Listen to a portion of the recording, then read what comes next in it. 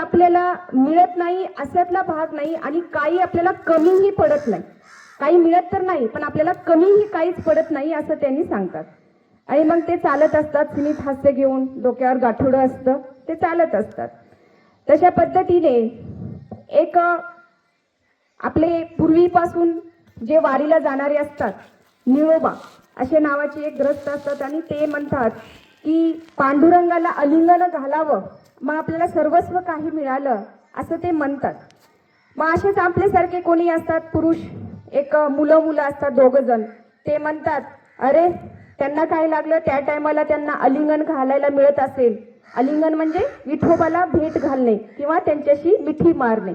तर असं आलिंगन घातलं की आपल्याला सर्वस्व काही मिळालं, या जीवनाचं सार्थक झालं म्हणून एक या आपल्या महाराजांनी सांगितलेलं होतं.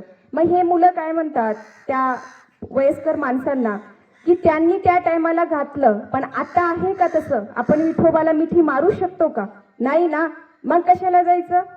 तेव्हा ते जे वयस्कर पुरुष असतात किंवा वयस्कर जे महाराज किंवा ते वयस्कर असतात ते म्हणतात चला तुम्हाला आलिंगन जरी घालणं होत नसेल तरी एकदा तुम्ही पंढरीला जा, आपल्या पंढरपूरला जा आणि विठ्ठलाच्या पायावरती डोकं ठेवून या. तेव्हा तो मुलगा म्हणतो की विठ्ठलाच्या पायावरती डोकं, एवढी गर्दी, तासन तास त्या लाईन मध्ये थांबावं लागतं आणि त्या विठोबाच्या ठेवणार आपण, ते शक्य नाही. मग ते काय म्हणतात, ते वयस्कर जे भाऊ होते ते म्हणतात असं कर ना, मग तू काय कर, विठ्ठलाच्या पाया जरी पडणं होत नसेल तर विठ्ठलाच्या पाठीचं दर्शन घेऊन ये, तिथं जा, पंढरपूरला जाऊन ये. तर तो म्हणतो नाही नाही, साधं सरळ मंदिरात जाता येत नाही, एवढी गर्दी आहे आणि तुम्ही म्हणताय की पाठीमागे जाऊन पाठीचं दर्शन घ्या, हे तर शक्य आहे का? नाही, जाणं होत नाही, तसंही जमत नाही. तेव्हा मग ते म्हणतात, दुसरे पुरुष जे आहेत ते म्हणतात मग असं करा ना, तुम्ही पंढरपुरामध्ये जा आणि जे विठ्ठलाचं शिखर आहे ते तुम्ही पाहून या. तर तो म्हणतो नाही नाही, कशाची शिखर पाहायचं, एवढ्या मोठ्या मोठ्या इमारती थांबलेल्या आहेत आणि शिखर कुठं पाहायला मिळणार आहे आपल्याला, तेही शक्य नाही बाबा, कशाला जायचं त्या पंढरपुराला. मग तो दुसरा माणूस असतो, अरे शिखर जरी पाहणं होत नसेल तरी ते ध्वजा जो वरी हे होत आहे त्या ध्वजेला तरी तू पाहू शकतोस ना, तिथे जा. तर तो म्हणतो माझे डोळे इतके कमजोर झालेले आहेत, मला समोर माणूस येऊन थांबलं तर दिसत नाही आणि तुम्ही म्हणताय की तेवढा मोठा ध्वजा तेवढ्या लांबचा पहा, हेही शक्य नाही, मी नाही जाणार पंढरपुराला. तरी तो मग माणूस म्हणतो असं कर ना, मग तू काय कर, फक्त त्या पंढरपुरामध्ये जाऊन फक्त त्या ह्याला हे कर, चक्कर घालून ये, पंढरपुरामध्ये जाऊन फक्त पाऊल ठेवून ये, तरी सुद्धा तुला ते पावन होईल. तरी तो म्हणतो नाही नाही, उगीच कशाला जायचं पंढरपुरामध्ये पाय ठेवून यायचं, मी नाही जाणार. तेव्हा मग हे म्हणतो नाही, तुला असं नाही जमते ना, मग तू काय कर, पंढरपूरला जरी नाही गेलास तरी उगी म्हण की मी पुढच्या वर्षी जाणार पंढरपूरला, मी पुढच्या वर्षी पंढरपूरला जाणार, असं म्हणत राहा ना.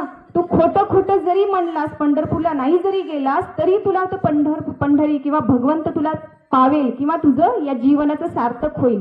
तर तो काय म्हणतो मुलगा माहितीये का, उगीच म्हणायचं का पंढरपूरला जाईन, नको नको, मी नाही म्हणणार, जाणं नाही येणं, कशाला म्हणत राहायचं असं पंढरपूरला जायचं, मी नाही म्हणणार.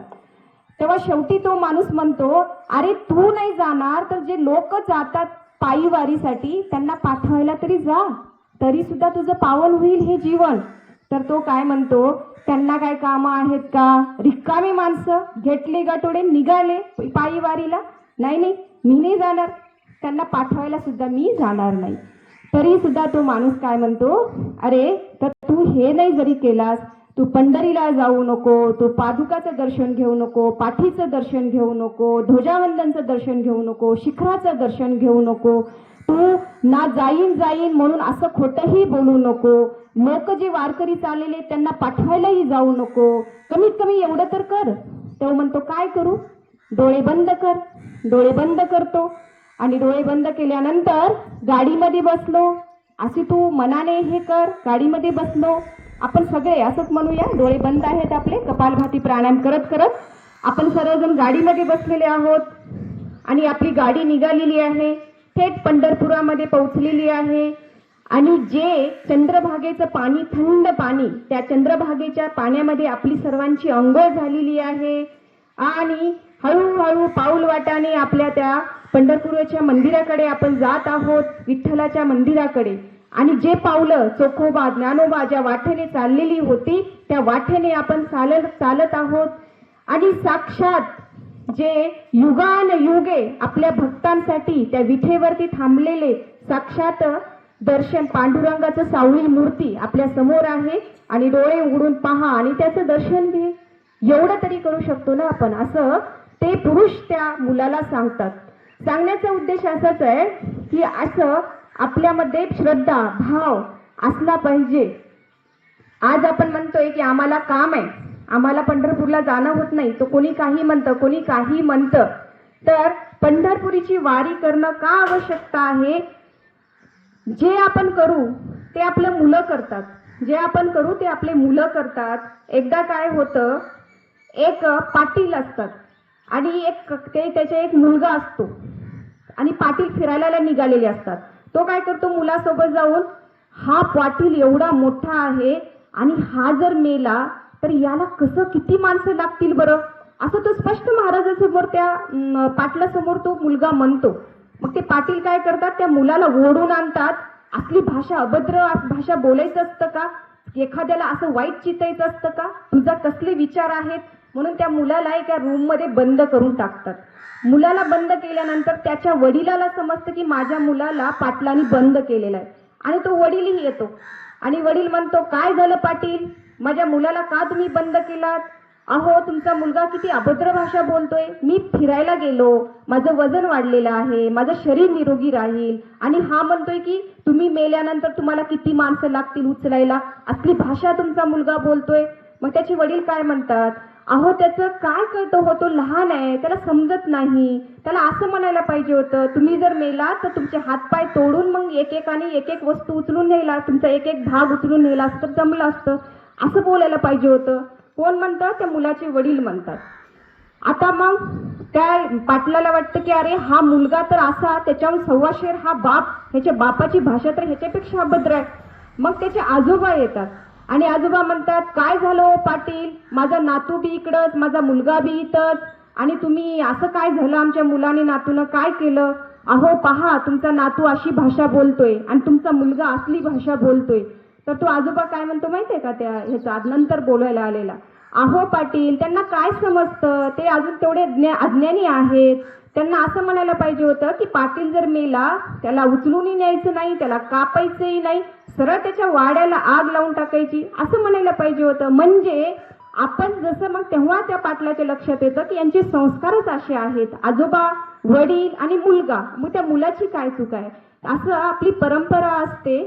जसं आपले तुकाराम महाराज आहेत, त्यांचे आई वडील, त्यांच्या आजोबाला जे विठ्ठलाला जाईन असं स्वप्न पडलेलं होतं आणि ते जाऊ शकले नव्हते, तर साक्षात विठ्ठल त्यांच्या जे अमराई आहे तिथे त्यांना मूर्ती सापडते आणि त्या मंदिराची स्थापना करतात आणि तिथून त्यांची परंपरा सुरू होते. रोज म्हणजे पुढे त्यांचे तुकाराम महाराजांचे वडील पायी यात्रा करायचे, तेच पाहून तुकाराम महाराज सुद्धा पायी यात्रा करायचे आणि तुकाराम महाराज असं म्हटलेले बी आहेत की मी, माझे वडील जात होते म्हणून मी गेलो आणि मी आज वैकुंठ किंवा मला आज मोक्ष प्राप्ती किंवा मी या ब्रह्मांडाला प्राप्त झालो, असं तुकाराम महाराज म्हणतात. म्हणून आपण जर जात राहिलो, संसार, घर, परिवार न म्हणता अधून मधून आपल्या आत्मिक समाधानासाठी, आपल्या शांतीसाठी, आपल्या आनंदासाठी अशा या संसारासोबत ह्याही गोष्टी केल्या पाहिजे, याच्यातून आपण शिकलं पाहिजे.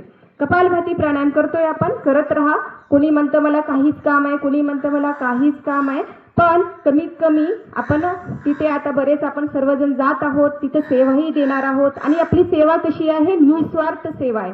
निस्वार्थ सेवेचं सुद्धा खूप चांगलं फळ असतं आणि ते आपल्याला फळ मिळेल अथवा न मिळेल, न तर आपलं काय निस्वार्थ कर्म आपल्याला करायचं आहे. कपालभाती प्राणायाम करत राहा.